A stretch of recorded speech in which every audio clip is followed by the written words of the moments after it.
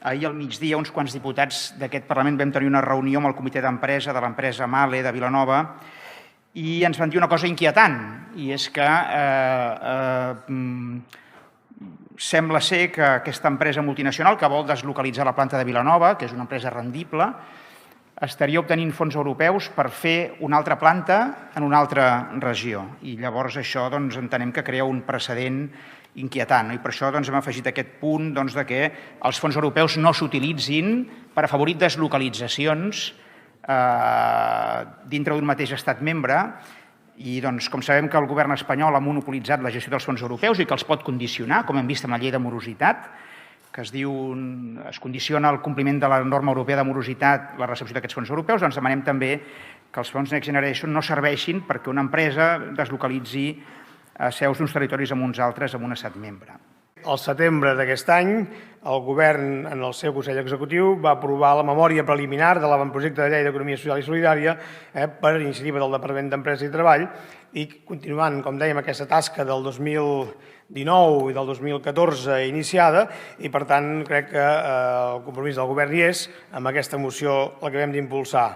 Aquesta llei, què ha d'incorporar? Bé, l'orientació cap a l'interès general i el bé comú, sense finalitat de lucre i la distribució limitada d'excedents, el funcionament democràtic, la transformació social i feminista de la nostra societat, la creació d'ocupació estable i de qualitat, el compromís amb el medi ambient, l'arrelament al territori, la transparència, la intercooperació, donar resposta a tots els reptes que tot el marc de l'economia social i solidària al nostre país necessita regular i a la vegada fomentar. Van fer un avantprojecte que només tenia en compte el castellà. Han fet un projecte de llei en què han enganyat el seu soci negociador exclusiu amb unes engrunes. I encara hem de sentir a la ràdio pública espanyola com es riu de com es diu calamar en català. I això no els molesta, només els molesta TV3. La llei aprovada pel govern més progressista de la història incompleix el que és fonamental en la directiva europea i que també diu la pròpia Constitució espanyola, la protecció de la diversitat lingüística. No la protegeix i es torna a demostrar que mai cap llei espanyola blindarà el català.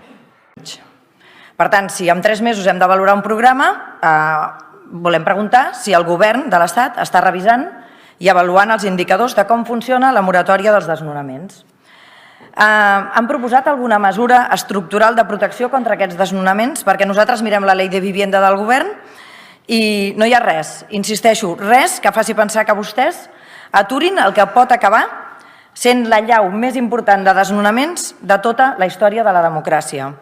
Perquè això és el que passarà si s'acaben aquestes pròrrogues i no hi ha cap mesura de protecció de la llei estatal.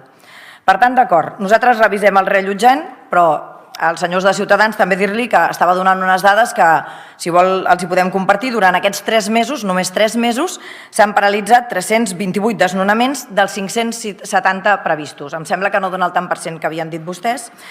I també creiem que ens hem de felicitar perquè s'han adherit al programa tot tipus de propietaris, la majoria d'ells grans tenidors, que volen arribar a un acord i evitar així també el desnonament d'aquestes famílies.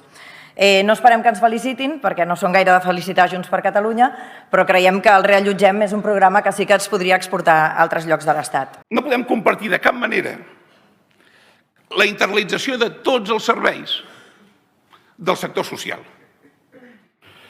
La pesada massa administrativa de la Generalitat donaria pitjor solució a totes aquestes demandes que fa la pròpia moció. Moltes de les entitats que presten serveis, ja li parlaré de Girona, són entitats que van començar, pares i mares, que van crear una escola d'educació especial quan no hi havia l'administració enlloc ni se l'esperava que estés enlloc. Després, quan els nanos va sortir de l'escola, van crear centres residencials, serveis diürns. Després, amb la llei de la dependència, es van anar engreixant. Les entitats són peça fonamental, un tret diferenciador, són una estructura d'estat de Catalunya, una cosa que ens caracteritza i que ens fa diferenciar de la resta, com a mínim, de l'Estat. També per totes nosaltres votarem en contra, perquè ens volem vives, segures i apoderades. Per això hi votem en contra. També hi votem en contra per les diputades de partits polítics que avui donaran suport a aquesta barbaritat i a aquesta moció retrògrada. Perquè encara que criminalitzeu el feminisme, és gràcies al moviment feminista que avui podeu ser aquí, que avui podeu votar, que avui teniu drets i llibertats que altrament no tindríeu.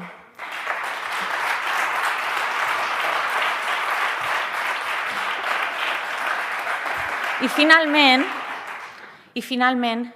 és amb tot l'amor que votarem que no, per l'amor que tenim cap a la nostra companya, diputada i amiga Jenn Díaz, perquè és a ella a qui li volem dir que no està sola, a ella i a totes les dones que us mereixeu que la societat us digui que no esteu soles, perquè són aquests discursos i aquestes polítiques les que us en fan responsables de tot el que ens passa. Gràcies, Jenn, per ser una lluitadora i ser una activista. En darrer terme, aquesta moció ataca de nou la llengua catalana. I no ens estranya venint d'un partit que només va néixer per a liquidar el català i que amaga darrere un fals liberalisme la seva voluntat d'acabar amb qualsevol tipus d'identitat d'aspecte nacional català. I els ho diré per enèsima vegada, tal com ho hem fet avui en el marc d'aquest ple. La llengua pròpia i vehicular a Catalunya és el català, malgrat els pesi, els agradi més o els agradi menys. Per això reiterem el nostre compromís amb el Departament de Recerca i Universitats i amb aquesta tasca que ha portat a terme amb l'impuls del català, garantint els drets lingüístics dels estudiants. Creiem que és bo també buscar consensos per a una qüestió que hauria de ser tan normal i habitual com hauria de ser l'ús del català com a llengua vehicular a la justícia. Fixin-se que moltes vegades no tenim ni el marc mental, o alguns no tenen ni el marc mental que això hauria de ser així. És una moció que constata per tal de poder fer una diagnosi i saber que cal esmenar. Una moció que insta el govern per tal de prendre mesures i per tal de tirar endavant un pacte català a la justícia. I és una moció que insta el Consell General del Poder Judicial per tal que el català, seguint les recomanacions del Consell d'Europa, compleixi amb la Carta Europea de les Llengües Minoritàries.